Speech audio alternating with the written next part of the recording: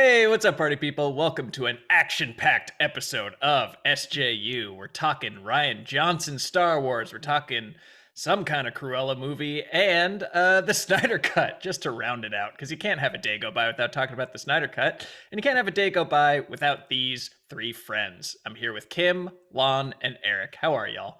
Hello, good, Doing good. thanks. Hello there. Thank you for joining me. Our top story today is Rian Johnson's Star Wars trilogy. The dead speak, as the thumbnail said, and he spoke to author Sarah Wilson in a yet unreleased interview. She asked the big question if he's still working on his Star Wars trilogy, and the answer apparently is yes.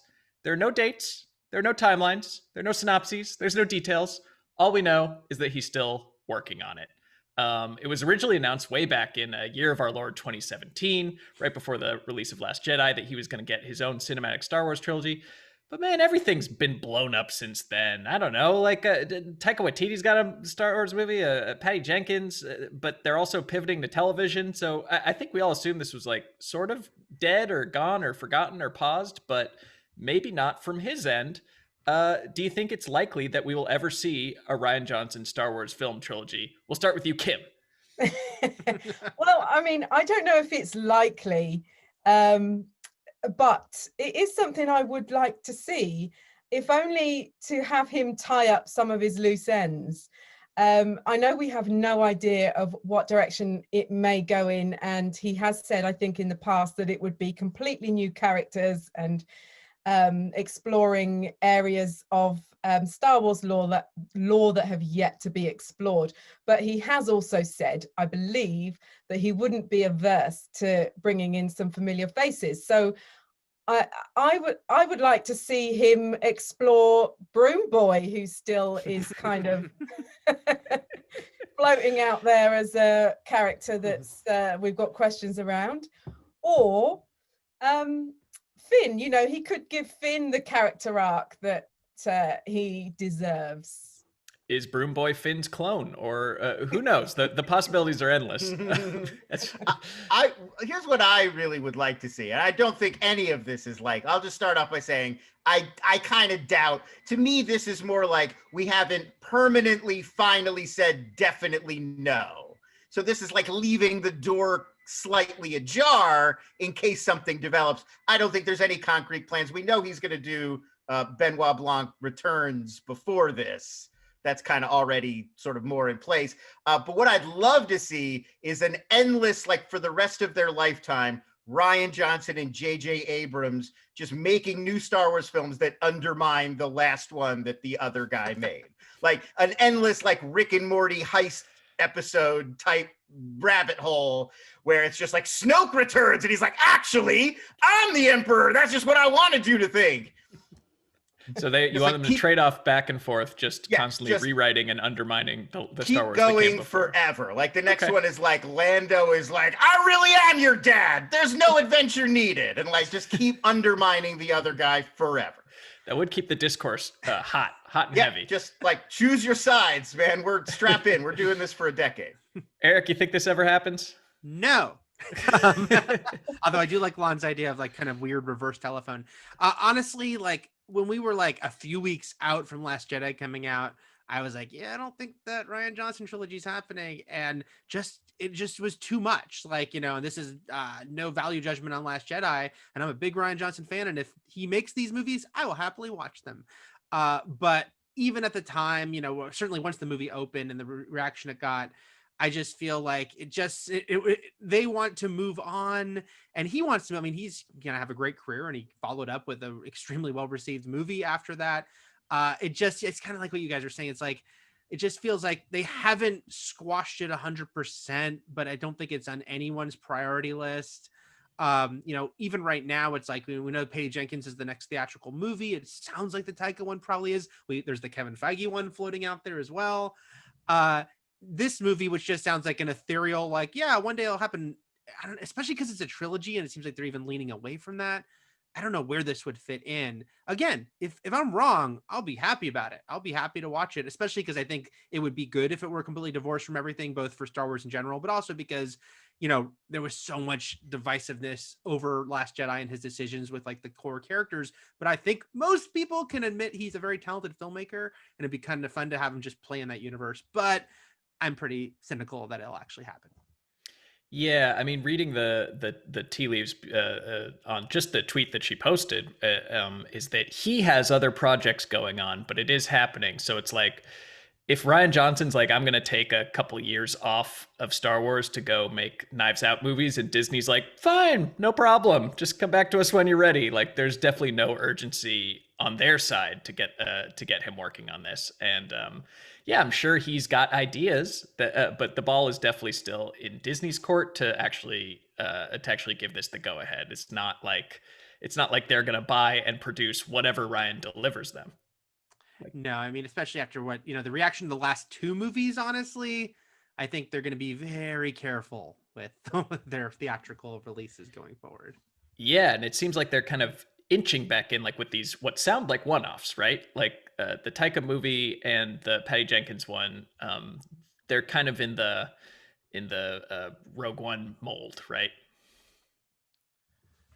Yeah, it sort of seems like they're kind of doing like what DC is sort of doing, more like, let's just kind of test the waters and try a bunch of different things and see what kind of takes off, other than the TV side where it's a whole new world building. Like they might be more likely to give a trilogy to a Dave Filoni and Jon Favreau, given the success they've made of The Mandalorian. At this point, they definitely follow success wherever it takes them with Disney. I mean, isn't the Taika one and the Feige one, is that the same thing, or are there two different projects? I mean, again, they could always say they were the whole time, but as far as we know, they're separate. Yeah. Well, we'll have no shortage of Star Wars stuff in the near future, and yeah, Rian Johnson, like, I would love for him to kind of divorce himself from all the vitriol and adoration around The Last Jedi and just make something completely different. But then why does it have to be in the Star Wars universe? Why can't he just make a sci-fi movie, like a sci-fi movie trilogy? I guess not at Disney. Want to have that, you know, that name. Gotta put that name. That sells a lot better than like random sci-fi words. But we still do need to we need him because we need to have something to scream about. So keep screaming off in the chat how this is the best thing ever or the worst thing ever, and I'll pick out some of your comments. But let's move on. Let's move on, shall we? Because we have other things to talk about. And while we think about what those could be, please subscribe to our channel and hit like and hit the bell, and then come to Fandom Games, youtube.com/Fandom Games. Next week with we're doing another Fandom 5 where you can win real money to answer questions about Nintendo. Come on, is there easier money than that? It's like the Wizard, but real. There's no playing. He's playing. Yeah, you just find the flute and it's all over. Yeah, bring your own Power Glove. How Bailey would you Myers describe the Power Glove? So cool, so bad, so both, all the above. But we have, aside from Rian Johnson, we have the other topic in film, which is Zack Snyder. Just circular. We so just keep grim and yet accurate. Yeah, the dyad in the Force is Last Jedi and the Snyder Cut. We didn't have a chance to react to this live, I guess, because it came out on Valentine's Day. But here we go. This is your chance. Will this be the last trailer? Probably, right? Maybe they'll have one more. Sounds like it. I mean, there'll be other ads for sure, but maybe I mean, maybe like 1 week before it hits, there'll be like one more big final splashy thing to get everybody hyped. Yeah. But Kim, on a scale of chamomile tea to Mountain Dew Code Red, how amped are you for this after watching the Snyder Cut trailer? Oh, wow. Probably a glass of red wine amped. Okay. Whatever nice. That means. Yeah. It seems right in the middle. Nothing less than 3 loco. On a scale, on the loco scale, you need to be at a 3 or a 4 loco. I'm sorry. I mean, the trailer does a great job of making it look more epic, and like completely different to me to the cut that we saw in theaters, the Joss Whedon finished version. But I mean, it should do. It's got 2 extra hours of footage that they're playing with, that Zack Snyder's playing with, and it makes it feel much more earnest. There's no sign of the awkward humor, which I am disappointed with. You know, I want to know if Superman still feels that it was itchy coming back to life. I don't know whether that scene's still in there. I blocked that out of my memory. Oh God, what really happened? Yeah, and whether do we know if his skin moustache is removed? I presume so. Oh God, yeah. There's no way that was shot before that. Yeah, there's no way that scene is still in there. He must have pulled that out. But yeah, like, you know, everybody's arc seems expanded. You know, we've got more of Wonder Woman's significance to the story, more Darkseid teased again, and his kind of looming presence over the whole thing, which does kind of entice me. Yeah, I'm into it. I like it. I like this trailer. All right, Lon. I mean, I think we need just a moment for the Joker saying we live in a society in his own voice. We finally get to hear it. Like years of the internet coming together to make this moment happen. I absolutely think this was intentional, by the way. Like, I saw a lot of people like suggesting that it's just like goofy and like they weren't aware of what they were doing. I do not believe it. I think this is an absolute elbow to the ribs of social media, and I'm here for it. I loved that. I thought it was hilarious and on purpose hilarious. So congratulations to Zack Snyder and Jared Leto. I don't know. Here's my big thing about the Snyder Cut. Obviously, I've been cynical and joking about it for a long time, but it does seem like it's just going to be all of these things that are expanded are like narrative dead ends. Like, this was a hub movie for a whole universe that Zack Snyder thought was going to be created in its wake that we now know is not going to be created or was not created. Maybe this will convince Warner Brothers to change all of their plans and turn the keys to the kingdom back over to Zack, and we'll get all these payoff movies. But how is that going to make Justice League better? I'd love to be surprised by this, but it seems like adding a bunch of teases for a bunch of movies we don't get. Like, people don't usually like that. Like when The Mummy did it in the Dark Universe, it was like, look at that. Maybe we'll get Creature from the Black Lagoon. That was not a thing that made the movie better, in my opinion.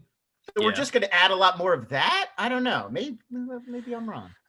I mean, I guess I hope that if it's 4 freaking hours, there is some closure there. Not fully, but like, because I don't even know. I'm not even clear at this point if he was going to have Darkseid in his theatrical cut at all, or because again, Joker wasn't in his theatrical cut. He never shot anything with Jared Leto. So I'm wondering, okay, is this his way of giving some form of wrap up? What is it? I mean, and I don't know. Maybe you don't know. It's possible none of us know. This to me seems like Darkseid never comes to Earth. Look at that shot right there, by the way. Darkness. Just the shot. No parents. That's Apocalypse. Like we're seeing him and Desaad and Grady Goodness on Apocalypse. So like, how could that be closure? It's a tease for like one day. It would be like if the Avengers cycle ended with that Thanos shot on the chair. Like, one day I'll go down there. Right. I'll do it myself. The end. You know, like he's not coming anymore. Like we'll crowdfund the sequel. I'm signing up for 10 alternate HBO Max accounts, just explicitly writing here for the Snyder Cut. And look, if I was a very cynical person, I would say that maybe Zack Snyder's effort to do all of this and get this out there in front of people and make all of these promises is because he thinks he's going to get, like, now the fan campaign will switch to bring me back so I can make all of the movies that were teased in Justice League. I don't think that's really what's going on. I'm just saying that's the most cynical take. Here's what I don't like about this trailer. What's up with that aspect ratio? What is this, for Instagram? Like, it's for IMAX, and it's a weird thing. Again, we're getting his vision. So Right. he shot it with IMAX in mind, which is not the way that almost anyone's going to see it. That looks terrible on Yeah. a phone or a laptop or just for the trailer. Like, cut it for the medium that it's going to be consumed in. No one's watching an IMAX trailer. It's just distracting to have the black bars for me. Yeah, It's like a social post. He said, he weird. said he really likes it. Like, I'm assuming he's looking at it on a monitor like the rest of us will be looking at it on, and he thinks it works. Like, if you're going at, here's my thought on it is, if you're throwing in for Zack Snyder's vision, I'm glad we're going all the way. Like, let him do it exactly the way. If that's the goal, like it's Zack Snyder's Justice League, give it to me unfiltered at this point. I want like the pure cut. Suicide Squad had like 8 different trailer cuts. Like, just do a trailer cut that fits on YouTube if you're posting it to YouTube. Anyway, it's a nitpick. But I think, I mean, this is how it's going to look on when we watch it, right? That's how the movie's going to look. So yeah. I mean, you could always surprise us again. It feels like every few days there's a new wrinkle, but I'm presuming that yes, it's going to have the bars on the side even on HBO Max. Here's what I'm nervous about is Zack Snyder in an interview said he's never seen Joss Whedon's version of the Justice League. Wait. Yeah, Stop. he claimed he never watched it. It was like too painful, too upsetting. How does he know he doesn't like it? Well, that's the thing is like, if that's true, if you take him at his word, how do we know he's not going to make largely the same movie just with some added scenes? That would be weird if they didn't watch each other and they came up with the same, like if they both came up with some of that stuff, that would be odd. Yeah. I don't think it will be simply because they're so tonally different. Like, the thing is, I think Batman versus Superman and the Justice League theatrical movie are both terrible, but I would, I guess, say Batman vs. Superman was slightly better because it does have like one unified vision, and the Justice League movie is taking 2 extremely different filmmakers and just mixing them up in a weird way. So even if it were kind of the same story, and it probably is the same story-ish, I still think tonally it's just so going to play so differently because there's Snyder vision. And it'll just be like through the way he interprets things, which is wildly different. I mean, look, as we talked about, it's like, Whedon stuff is very quippy, and there's darkness, no parents, and no jokes in Snyder, and this is a very serious trailer for very serious people. So I think we'll feel that seriousness in our society. When it opens with go ahead, Kim. If he hasn't watched the Joss Whedon version, that gives me hope that the itchy line could still be in. But it's going to be delivered very seriously. It's itchy. That's what he's screaming at the beginning, actually, with those sound waves. Yeah. It itches. Oh, good times. Speaking of darkness and no hope and no parents, we also got our first look at Emma Stone's Cruella de Vil in the Cruella trailer this morning. People are having some strong feelings about this one way or another. I count all of us among them, I assume. Who has the strongest, most visceral take to there being a live action redemptive, presumably redemptive film about Cruella de Vil?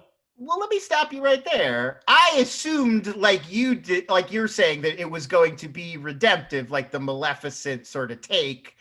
I don't know if that's what this is previewing. It seems like she's pretty crazy and evil from the get, and it's more just like a rise to power kind of thing, as opposed to a here's why she turned out so bad. Like, the Dalmatians are already growling at her. Right here. Like, so I don't think that's the ending of this. I think that this is just, her how she began. You don't think they made a coat out of her parents and she's just looking for payback? No, in fact, that version of it did not sound very interesting to me. But when I watched this trailer, I was like, oh, this looks like it might be kind of fun. Like, this looks like it kind of is having like wicked fun with the fact that she's evil, as opposed to trying to make the case for like, you should feel bad for her. Mm. I mean, I like this director. I've only seen 2 of his films, but Craig Gillespie made the Fright Night remake, which is a good remake, and I liked I, Tonya. I have not seen Lars and the Real Girl, but I really like the 70s aesthetic and the fact that she's basically like Susie Sue as Cruella. A lot of people, of course, are mentioning the Joker comparisons, and yeah, it's like kind of, I think, where we're at. I also want to mention, I don't think that they were like, Joker success, let's make a Cruella movie like that, because this movie was shooting several months before Joker came out. I remember them showing the photo of her at D23 2019 a million years ago. But I do think it's kind of, that deconstruction is obviously a place we're going a lot with these films. I also think it's just pale splotchy makeup. You know, like I think there's some visual cues that tie it to Joker, even though the trailer doesn't really look that much. But also, it channels Harley Quinn, don't you think, as well? Yeah. More so, I think Harley Quinn than Joker, really. Yeah.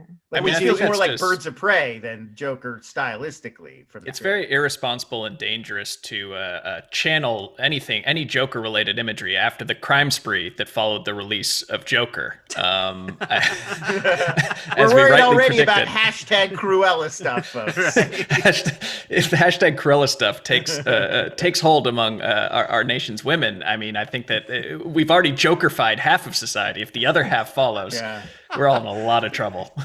They're all going to start just dyeing one half of their hair. It's a nightmare. Yeah, look, I think it's I did find it visually appealing. This doesn't look like a film to take your kids to, which is interesting for a Disney movie. It didn't seem like it did seem like kind of a dark inverse of the hero's story, like a fall or like kind of a godfather-ish descent into darkness for this woman. And at the end, she loves to kill dogs is where we need to end this film. And that's a tough place to get to for a kid's movie. So I'm very curious how they're going to necessarily know. I don't think you need to do that much with killing dogs. I think that could come later. And that's really like the one thing I know about her. Becoming a fashion icon. Well, she's a fashion icon. That's what Cruella de Vil is publicly. There's this hint here that she has magic powers, right? It's, you know, and she's not a character that had magic powers with the dress. I assume that was just very good fashion design. Yeah, I thought that was just like crepe paper and like, you know, she just lit a match. It's also, isn't that Hunger Games? Doesn't Katniss have a dress that does that in Hunger Games? Yeah, but that's like future tech. I think someone told me, someone on Twitter was saying there was like someone on, was it RuPaul's Drag Race, or there was a show where someone did that. Wow. All right. I mean, I assumed it was, you know, like heightened, but no, I don't know if she's supernatural or if she's just that good at making dresses. So it did recall to me Catwoman in Batman Returns when she says, "I am woman, hear me roar," because obviously Catwoman, Michelle Pfeiffer's Catwoman said, "I am Catwoman, hear me roar." The line didn't originally come from there, but I think it was popularized there. And I think it deliberately recalls that. So it's drawing those superhero Also, Michelle Pfeiffer's Catwoman, she changes her neon sign that says "Hello there" to "Hell here," and Cruella drives her ancestral manor, and this is called Hell Home. So connections. But Catwoman famously did not kill cats to make a jacket. So no, she's saved by cats. Yeah, the comparison ends there. Okay, so a lot of those are our first blush reactions, but I'm sure we'll get more details. Does anybody want to talk about the Paranormal Activity reboot? Let me poll the room. Does anybody care? I mean, I can say something briefly on it. Okay, yeah. Somebody's directing this of note, right? It's the director of Underwater, which I think is a really fun movie. There you go. Yeah. And it's Christopher Landon, who wrote a bunch of the Paranormal Activity movies, and he directed one of them, and then he's gone on to make the Happy Death Day movies, which I freaking love, and those Freaky, are great. which is a lot of fun. Yeah. So to me, I'm like, it just seems like with Landon coming back to only write, and the fact that it's happening and all, it's like that was like Blumhouse's first big thing. So I'm sure there is within Blumhouse. So like, that's our history. That's their Freddy, you know. That's the Blumhouse is the house that Paranormal built. Is it gonna be like a normal horror movie, or are we doing the it's surveillance cameras? Oh, it's gonna be all like Ring doorbell cameras. Yeah. Like, I think they've implied something, and I think they've implied it'll be different. So you're probably onto something like modern. Yeah, technology. It'll be one of those like the whole movie is on the computer Zoom. Looking at the feeds or whatever. Yeah, it'll be something. Yeah. I don't think you can do 100% detached, but yeah, they'll find a new way, a new voyeuristic way. Okay, so you kind of talked me around into it. Those are some talented people attached, but we'll see if it is all filmed on car backup cameras and cell phone videos. That's it's not a knock on the original movie. It's very clever. Like I don't hate it. It's well done for what it is, but I don't know. I just feel like that kind of moment, that found footage, our fascination with it is kind of past. Let you come up with a really clever, like Searching or something, where you come up with a really clever new twist on it. Yeah. All right. Well, that's enough on that. We want to talk to you, and you've been talking to us, and now is our time to talk back with your questions that you've been putting in the chat. Singular Rookart writes, building off what others have said, Can we get Rian to do a space set mystery with a colorful cast of human and alien characters? I would love that. That'd be incredible if he did Knives Out in the Star Wars universe. Why not? Can we just send Daniel Craig as Benoit Blanc into space? Because then I'm super on board. Can Broom Boy be in it as well, though? Broom Boy and Broom Boy. Benoit and Broom Boy. Well, he was the maid in this one. He's sweeping up at a house, and you know he can play out the whole plot again. Daniel Craig is in space in the Star Wars sequels. That's right. already canon. He's canonically a stormtrooper. Guys, just call it lightsabers out. Oh man, Sabers out. I think we did it. I think we cracked it, you guys. Done. Sold. Give it a trilogy. All right. Ben Zaiten writes, please talk about how Downton Abbey got a second movie. Can't wait. What? I didn't even hear about this. I didn't hear about this either. I didn't know that. The breaking news. This. Should I fact check? Yeah, fact check this before I put it on the show. I mean, I wouldn't be shocked in that it is a very successful franchise. You know, it's clearly there's Abbey heads all out there. So. I mean, I'm a lapsed Abbey head because I stopped watching when Cousin Matthew died. That was just like one. Oh, spoiler alert! That was like one family member too many. I'm looking at the news, and it's not a done deal. It says Downton Abbey sequel film edges closer, is what Deadline is saying this week. But my understanding was that the Downton Abbey movie was about the Queen coming over for lunch, and I don't see how how do you heighten it from there? I mean, that's Pope comes over for dinner. The Done. Pope for dinner. The American president's coming. Yeah. You just different world leader, different meal. Done. That's all we need. Walt Disney. Tea. Oh wow. I love Walt Disney coming to Downton Abbey. It's genius. For tea. Yeah. There you go. High stakes. All right. And Peter Whitford writes, what would be a better Disney villain for a standalone movie? Better than Cruella. I mean, I think you got to give Ursula her due. She's the it's a good choice. Yeah, she's got a lot going on. That would be my pick. I like Car, the snake from Jungle Book. I'd like to dive into his origin story.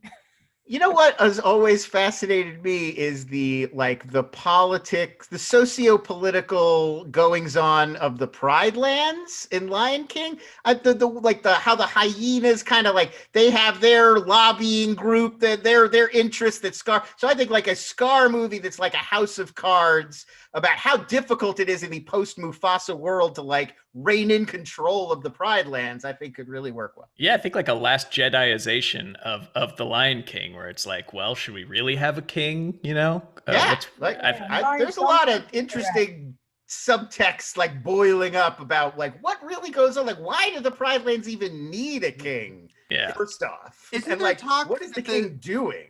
The follow-up that why am I forgetting? Barry Jenkins, which is fascinating, is doing that Lion King sequel. But isn't it might be part prequel? I think there might have been some talk about it might have heavily flashbacks too. So maybe you'll get that. Maybe I will. Yeah, I think his is focused mostly on Simba though, not Scar. So this would be what's Scar doing during all this time? That's what I want. But I think I echo you with Ursula Spencer. That's a good. Ursula's a good. That'd be fun. Also, the Vincent Price Moriarty Ratigan from Great Mouse Detective, just like a Lupin type show. You never miss a beat to get a Great Mouse Detective reference in there, Lon. I respect that. Now I got to take partial credit. I think me and Joe have really been pushing this franchise hard for this next question. Jim One writes, "Just want to thank SJU for bringing Ski School to my attention." I finally watched it this year, and I loved it. Are there any other cult movies that deserve a wider audience? I'm sure we've got a few that we could rattle off. Should we just do ski movies, though? Because there is also Out Cold and Aspen Extreme. I was going to say Ski Patrol. I mean, that's the sister ski franchise. Yeah, right there. Hot Dog the movie. Hot Dog the movie. Right? That's yeah. And then Warren Miller's whole oeuvre, if you want. If you want there was actual the 80s and movies. ski comedies was a real. It was a thing. It was a real thing. I've never seen Ski School, but I actually recently saw for the first time the Always Sunny episode that was the homage. Yes. Quite enjoyed it, including having Dean Cameron, who's in another movie I do love, Summer School. Because he's an 80s legend. Finest, yeah. Check out any of those. My actual recommendation, if you liked Ski School, I think Billy and I talked about this movie on an episode fairly recently, is Side Out, which is basically it's about like a lawyer who moves to Venice Beach, California, and falls in with the beach volleyball crowd there. Right. And he has to choose between Wow. law and beach volleyball. Was that So I C. think Thomas Howell? Do I C. call it Thomas right? Howell. You And got Peter it. Horton's his I'm not mentor? familiar with this movie. Oh yeah, Peter Horton's like his mentor. You know. Wow. He's gotta There teach is him. one that came up on my Twitter last week. How did this get made? The terrific podcast turned me onto it. The film is called Gymkata. It's from the 80s, I believe. Oh, You yeah. can see it on Oh, yeah. YouTube. There's always a nearby pommel horse when you need to fight. It was an actual Olympic gymnast, was brought in to do a martial arts film that is reliant on using his gymnastic know-how. What a picture. Unbelievable. Track it down if you can. Gymkata. Kim, Eric, you got any? I just watched this past week for the first time one that I'd been told a million times to watch. Another How Did This Get Made episode 1. But Streets of Fire I finally watched. Mm. And I loved it. So good. I didn't realize it was Walter Hill. And once you know that, and if you've seen The Warriors, it's like, oh yeah, this is like a companion piece to The Warriors. The same like hyper reality, strange mixing of eras. But loads of fun. I very much enjoyed it. And it's random Bill Paxton and it's random Ed Willem Begley Jr. Dafoe. And Yeah. Willem Dafoe in insane outfits. Rick Moranis, why not? Yeah, I was all in on everything Streets of Fire was giving me. And on the skiing theme, I'm going to recommend Ice Spiders if you've never seen that, Ice spiders, no. I haven't seen this one either. which is skiing and massive spiders combined. Wow. Nice. Two great tastes that go great together. Yeah. Oh, this is from 2007. Yeah. I Okay, so assume this this is was like like a- some 80s classic. Yeah, No. yeah. It's Like a on Sharknado, like there's ice and there's spiders, Tubi. Yeah.